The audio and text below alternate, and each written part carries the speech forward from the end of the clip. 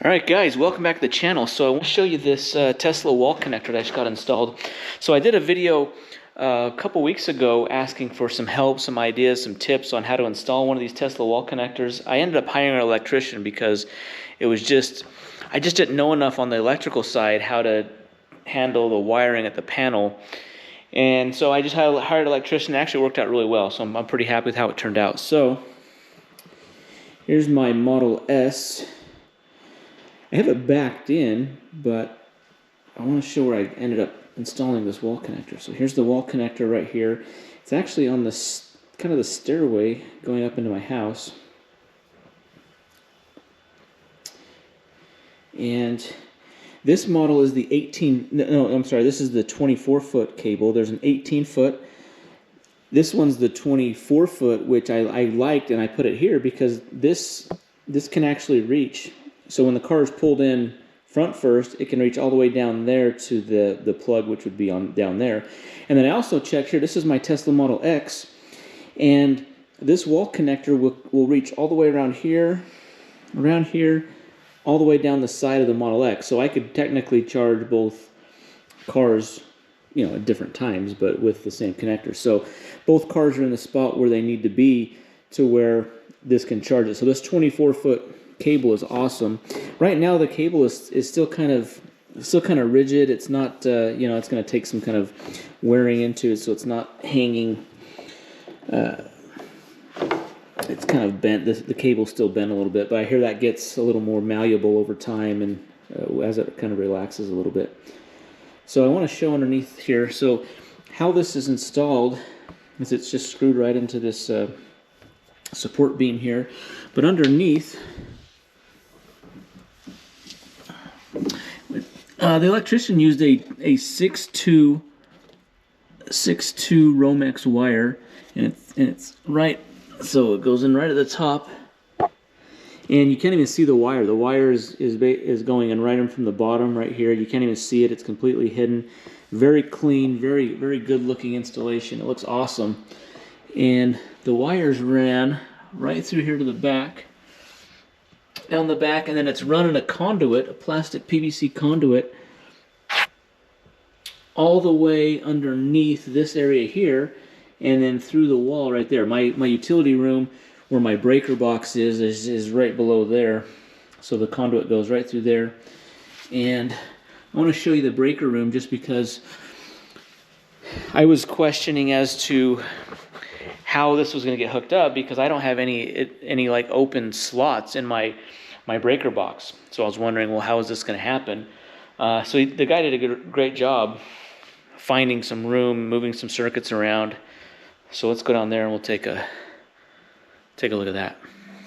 All right, I'm down here in my basement, my utility room, where I have my my breaker panel here. And you can see here the 6'2" wire runs here, up there, and then the end of the conduit is right there. So the conduit goes through there, then the wire goes up into the floor joist, across, and then down in. Now, this electrician wired this panel with a 60 amp breaker. Before, this was it was actually this 30 amp dual breaker right here that was replaced, but then he moved the switches that were here up to here. So he used a quad breaker here and he switched it to a 60 amp. So I'm glad he did a 60 amp breaker. So the car will only charge up to about 40 amps total, so it's not going to even use the 60 amp breaker. 40 amps is the max. You can actually change how much the car charges inside the car. You can choose the amperage that charges at up to 40 amps and below. So I'm going to show you in the car how I have that set up, but that's kind of how the wiring worked out. It worked out pretty well. Okay, inside the Model S here, I'm on the charging screen.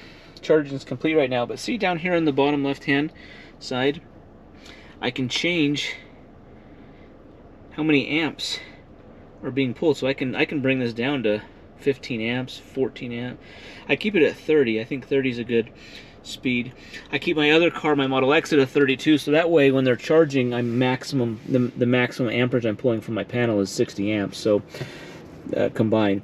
So that way I'm not overloading my circuit. It doesn't need to charge faster than that. I mean, that gives me a lot of time. So for example, let's set the limit here. If I set the limit,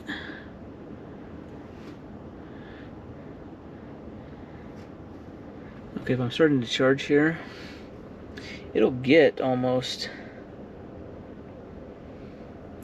let's see how fast it'll,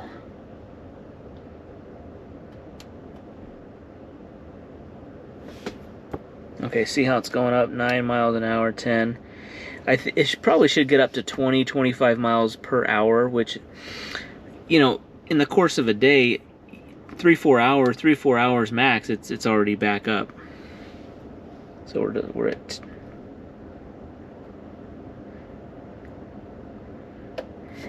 so you can see here it's charging 30 out of 40 amps. So 40 is the maximum amperage that the charger that on board this car can handle out of this connector.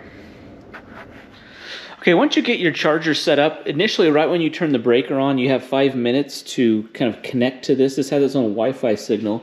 You can just scan this QR code and you'll be able to connect to this unit's Wi-Fi signal, and then you can go in, you can connect this to my, I connected this to my home Wi-Fi network. You can change, you can select like which breaker this is hooked up to. I selected a 60 amp breaker, so that way it knows. You can change a few things. There's not a whole lot of settings to change, but it's nice that it has that option.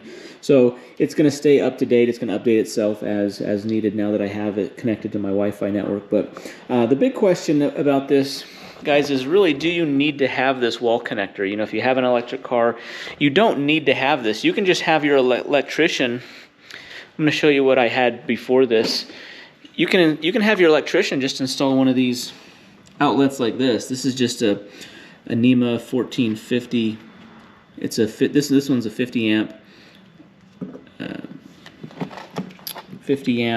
240 outlet, and I've got my Model X charging off that one. So you can just have that, and then you can use the mobile connector that comes with the car, and you're going to get about the same speed. So using the home wall connector is not going to get you like super fast charging speed. It's not a supercharger, but I think it's a cool option to have. I mean, these cost about $500, so it's not a cheap option. Then you got to get them installed. I had to pay someone to install it too, so there's an additional cost. But the cool thing is, I found out, is that you can get from my utility company, which is, I live in Utah, it's Rocky Mountain Power. You can get $200 back by purchasing one of these. There's a rebate program. They give you $200 off your electric bill, like electric credits, so that kind of reduced the cost. So it brought it down to about $300, and then plus the installation cost. So it's not necessary, but I think it's a really cool accessory to have for your car, to charge your car, because not only does it look cool, but having that 24-foot cable for me really helps. I can really charge both of my cars with that. So I thought that was a really cool feature. But as far as charging goes, this isn't necessary. You can use the regular 240 NEMA 1450 and the mobile connector, but it looks really cool, and you know, it's just kind of something that you could add on if you felt you needed it. But I thought it was I think it's a cool upgrade. It looks nice in the garage. I think it looks better than just the regular plug. So anyways, well guys, thanks for watching the video. Be sure to hit that thumbs up button, subscribe to the channel, and we'll see you in the next one. Thanks.